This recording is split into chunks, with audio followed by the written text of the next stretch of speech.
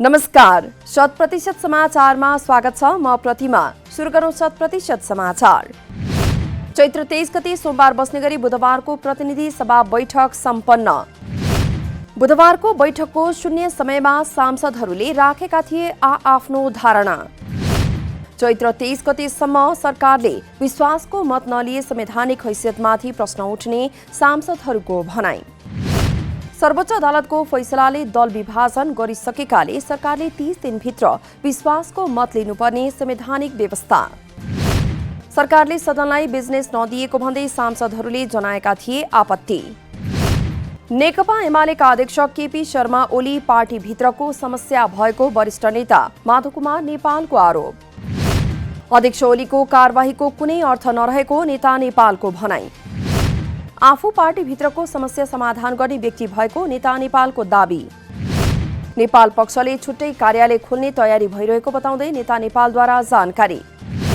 अब विकास निर्माणमा लाग्नुपर्ने खाँचो औल्याउँदै लोकतन्त्रको मूल्य मान्यता अनुरूप अगाडि बढ्न आफू प्रतिबद्ध रहेको समेत नेता नेपालको भनाई। देशभरका नेता कार्यकर्ताहरूको सुझाव अनुसार संगठनका कार्यहरू अगाडि बढाउने नेता नेपालद्वारा जानकारी। सरकारको आगामी नीति तथा कार्यक्रममा प्रदेश 2 को शैक्षिक सुधारलाई प्राथमिकता दिने शिक्षा मन्त्री कृष्ण गोपाल श्रेष्ठको भनाई। प्रदेश 2 को धनुषाका 4वटा स्थानीय तहमा 5 वर्षदेखि सञ्चालित छ राम्रो शिक्षा देऊ कार्यक्रम। विगतमा प्रदेश 2 को शिक्षा विकासमा गरिएका पहलको समीक्षा गर्दै अब कार्यक्रम तर्जुमा गर्दै स्थलगत र अनुसन्धानबाट प्राप्त सुझावलाई सम्बोधन गरिने प्रतिबद्धता। प्रदेश 2 का लागि नागरिकता, जन्मदर्ता, निशुल्क शिक्षा आदि संवैधानिक हकको कार्यान्वयनमा सरकार कटिबद्ध रहेको मन्त्री श्रेष्ठको भनाई। बागमती प्रदेशका मुख्यमन्त्री डोरमणि पौडेल विरुद्धको अविश्वासको प्रस्ताव फिर्ता। नेपाल कम्युनिस्ट पार्टी एमालेका प्रदेश सभा सदस्यहरूले फिर्ता लिएका छन् अविश्वासको प्रस्ताव। केही दिनअघि नेकपा एमाले आफ्नै पार्टीबाट मुख्यमन्त्री बनेकाहरू विरुद्ध दर्ता गराइएको अविश्वास प्रस्ताव फिर्ता लिन दिएको थियो निर्देशन।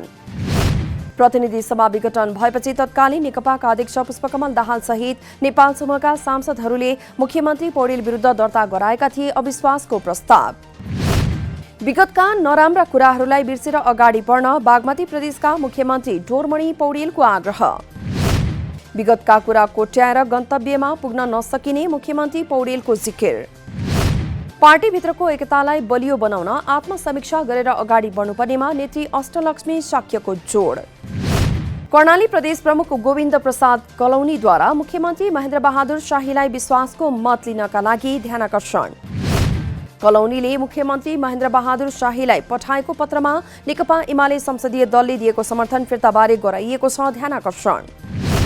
एमाले मुख्यमन्त्री शाहीलाई दिएको समर्थन चैत्र 4 गते लिइसकेको छ फिर्ता। तर एमाले माधव नेपाल समूह निकट रहेका प्रदेश सभा सदस्यहरूले भने समर्थन कायमै। नेपालको संविधानको धारा 188 को उपधारा 2 मा ध्यानाकर्षण पत्र प्रेषितबारे उल्लेख। सरकारमा रहेको दल विभाजन भए वा समर्थन गरेको दलले समर्थन फिर्ता लिएमा त्यसको 30 दिनभित्र मुख्यमन्त्रीले विश्वासको मत लिनुपर्ने उल्लेख।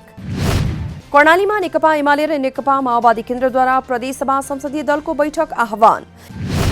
एमाले चैत्र 22 गते र माओवादी केन्द्रले 21 गते बोलाएको हो बैठक।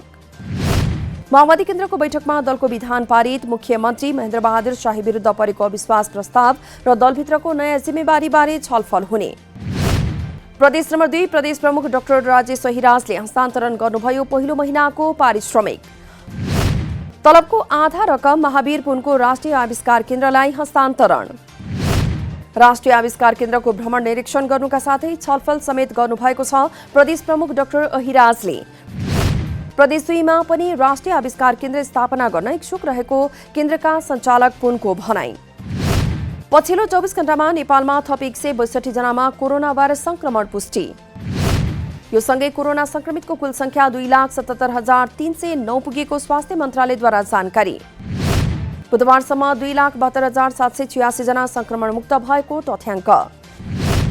पछिल्लो 24 घण्टामा कोरोना संक्रमणबाट कसैको पनि मृत्यु नभएको मन्त्रालयद्वारा जानकारी। हालसम्म कोरोना संक्रमणबाट 3,030 जनाको मृत्यु भएको तथ्याङ्क। गत केही दिन यतादेखि देशका विभिन्न भागमा देखिएको तुवालो तत्काल नहट्ने। धुवालो हट्नका लागि मौसमी प्रणाली विकसित भई कि त ठूलो पानी पर्नुपर्छ वा बेगले हावा चल्नुपर्ने मौसमविद समीर श्रेष्ठको भनाई। अबको 2-3 दिनमा त्यस्तो कुनै मौसमी प्रणाली विकास हुने अवस्था नदेखिएको मौसमविद श्रेष्ठद्वारा जानकारी। नेपालका अधिकांश जिल्लामा डढिलो लागिरहेको र लामो समय खडेरी पर्नका साथै हावा नचलेका कारण प्रदूषणका कणहरू वायुमण्डलमै जम्मा भएको भनाई। हाल देशमा स्थानीय वायुसँगै पश्चिमी वायुको आंशिक प्रभाव। यी प्रणालीहरू सक्रिय नभएकाले वर्षा हुन नसकेको मौसमविदको भनाई। महोत्तरी भङ्गाका 7 किशोरी तथा बालिका भारतको बिहारस्थित सीतामढीमा फेला परे। मंगलबार दिउँसोदेखि बेपत्ता भएका उनीहरू सीतामढी पुगेको भङ्गा नगरपालिकाका मेयर सञ्जीव कुमार शाहद्वारा जानकारी। मंगलबार दिउँसो 2 बजे घाँस काट्न गएका किशोरीहरू भएका थिए बेपत्ता। उनीहरू बिहार पुगेको खबर आएसँगै नेपाल प्रहरीको टोली त्यसतर्फ गएको स्थानीयद्वारा जानकारी। पाँचथर जिल्लाको याङबरक गाउँपालिका वडा नम्बर 3 को ओयाममा जीप दुर्घटना हुँदा सवारी चालक 36 वर्षीय फुलमान राईको मृत्यु। दुर्घटनामा 22 वर्षीय असीम राई गम्भीर घाइते भएको प्रहरीद्वारा जानकारी। बुधबार बिहान 6:30 बजे च्याङथापूबाट फिदिम आउँदै गरेको मे 1 356 नम्बरको सवारी साधन सडकबाट 200 मिटर तल झरेको प्रहरीको भनाई। घटनामा परि फिदिम नगरपालिका 2 बस्ने चालक राई उपचारका क्रममा पाँचथर जिल्ला अस्पतालमा मृत्यु भएको प्रहरीद्वारा जानकारी। घाइते राईको थप उपचारका लागि बिर्ता मोडको बीएनसी अस्पतालमा रेफर गरिएको पाँचथरका प्रहरी नायब निरीक्षक डम्बर विश्वकर्माको भनाई। काठमाडौँको बालाजु बाइपासमा सूचना केन्द्र निर्माण हुने। सूचना केन्द्रले उत्तरी क्षेत्रबाट हुने सवारी आवागमनको लगत राख्ने। काठमाडौँ महानगरपालिका र स्थानीय जनसहभागितामा करिब 1 करोड 6 लाख रुपैयाँ लागतमा काठमाडौँको बालाजु बाइपासमा सुविधा सम्पन्न सूचना केन्द्र निर्माण हुने। बुधबार शहरी विकास राज्य मन्त्री रामवीर मानन्दर र काठमाडौँ महानगरपालिकाका मेयर विद्यासुन्दर शाक्यद्वारा संयुक्त रूपमा सूचना केन्द्रको शिलान्यास। काठमाडौँबाट बालाजु नाका हुँदै बाहिरिने र भित्रने सवारीको अभिलेखीकरण राख्ने जानकारी। यातायातबारे सूचना राख्ने र सर्वसाधारणलाई काठमाडौँबारे जानकारी दिने उद्देश्यका साथ सूचना केन्द्रको स्थापना गरिएको राज्य मन्त्री मानन्दरको भनाई। समृद्ध नेपाल सुखी नेपालीको राष्ट्रिय आकांक्षा पूरा गर्न उपत्यकाका विभिन्न स्थानमा अत्याधुनिक सुविधा सहितको सूचना केन्द्रहरू स्थापना गर्ने सरकारको लक्ष्य। सूचना केन्द्रको निर्माणले राजधानीबाट ल्यान्डफिल्ड साइट जाने फोहोरका गाडीको लागत राख्न सहयोग पुग्ने अपेक्षा। संयुक्त ट्रेड युनियन समन्वय केन्द्र जेटीयूसीसीद्वारा न्यूनतम पारिश्रमिक कार्यान्वयनको लागि नेपाल उद्योग वाणिज्य महासंघको ध्यानाकर्षण। जेटीयूसीसीले न्यूनतम पारिश्रमिक कार्यान्वयन नगर्ने उद्योगहरूको बारेमा श्रमिकहरूले दबाव दिनुपर्ने अवस्था आएको भन्दै बुझाएको छ ज्ञापन पत्र। महासंघ अध्यक्ष शेखर गोल्छा सहितका पदाधिकारी र जेटीयूसीसीका अध्यक्ष जगत सिमखडाको नेतृत्वको प्रतिनिधि मण्डल बीच भएको हो छलफल। मुलुकभित्र श्रम सम्बन्धलाई अझै सुमधुर बनाउने विषयमा श्रमिक प्रतिनिधि मण्डललाई विश्वस्त हुन महासंघको आग्रह। सन् 2021-22 नेपालको कुल गृहस्थ उत्पादन जीडीपीमा 2.7%ले वृद्धि हुने विश्व ब्याङ्कको प्रक्षेपण। सन् 2023 5.1%ले अर्थतन्त्र पुनरुत्थान हुने विश्व ब्याङ्कद्वारा जारी विज्ञप्तिमा उल्लेख। दक्षिण एसियाको अर्थतन्त्र 2021 7.2% हुने विश्व ब्याङ्कको प्रक्षेपण। सन् 2022 4.4%ले वृद्धि हुने प्रक्षेपण। नेपाल सहित बांग्लादेश र पाकिस्तानको जीडीपीको आकार पनि वृद्धि हुने ब्याङ्कको आशा। यसो हुनुमा रेमिट्यान्स आप्रवाहमा भएको वृद्धि मुख्य कारण रहेको विज्ञप्तिमा उल्लेख। दक्षिण एसियामा भएको आर्थिक वृद्धि दर ऐतिहासिक हुनुमा कोरोना विरुद्धको भ्याक्सिनको अभियान भएको विश्व ब्याङ्कद्वारा जानकारी। साथै दक्षिण एसियाका मुलुकले कोरोनालाई नियन्त्रणमा राखेकाले पनि आर्थिक वृद्धि दर बढ्नुमा सहयोग पुर्याएको विश्व ब्याङ्कको भनाई। नेपाल राष्ट्र ब्याङ्कद्वारा भुक्तानी सेवा प्रदायकहरूलाई ग्राहक हित संरक्षण सम्बन्धी निर्देशन जारी। भुक्तानी तथा फर्च्योटैन 2075 मा रहेको ग्राहक हित संरक्षण सम्बन्धी प्रावधानलाई टेकेर भुक्तानी सेवा प्रदायकहरूलाई निर्देशन जारी। प्रयोगकर्ताहरूको व्यक्तिगत विवरण लिँदा सोको जानकारी गराउन र प्रयोगकर्ताहरूलाई सुरक्षित कारोबार सम्बन्धी सचेतना गराउन निर्देशन। सेवा प्रदायकहरूले स्पष्ट र सरल भाषामा आफ्नो सेवा शुल्क, शर्त तथा कारोबार सञ्चालन प्रकृतिको सम्बन्धमा प्रयोगकर्ताहरूलाई आवश्यक सबै जानकारी उपलब्ध गराउन निर्देशन। यस्तै सेवा प्रदायकहरूको असावधानी एवं लापरवाहीले प्रयोगकर्ताहरूलाई क्षति हुन गए उचित क्षतिपूर्तिको व्यवस्था गर्न पनि निर्देशन। सेवा प्रदायकहरूलाई सूचना तथा गुनासो सुनवाई डेस्क बिहान 6 देखि राति 12 बजेसम्म 18 घण्टा सञ्चालनको व्यवस्था गर्न निर्देशन। सेवाग्राहीहरूलाई सहज हुने गरी सबै भुक्तानी सेवा प्रदायकहरूले टोल फ्री नम्बर उपलब्ध गराउन समेत पत्राचार। साथै सेवा प्रदायकहरूले विद्युतीय भुक्तानी साक्षरता अभिवृद्धि गराउने क्रियाकलाप सञ्चालन गर्न पनि आग्रह।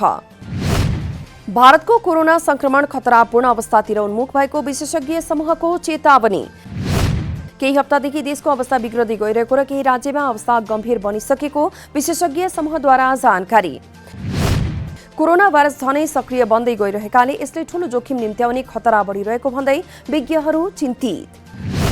कोरोना खोप लगाएको भए पनि मास्क लगाउन, भौतिक दूरी कायम गर्ने लगायत स्वास्थ्यको मापदण्डहरू अनिवार्य पालना गर्न विज्ञहरूको आग्रह।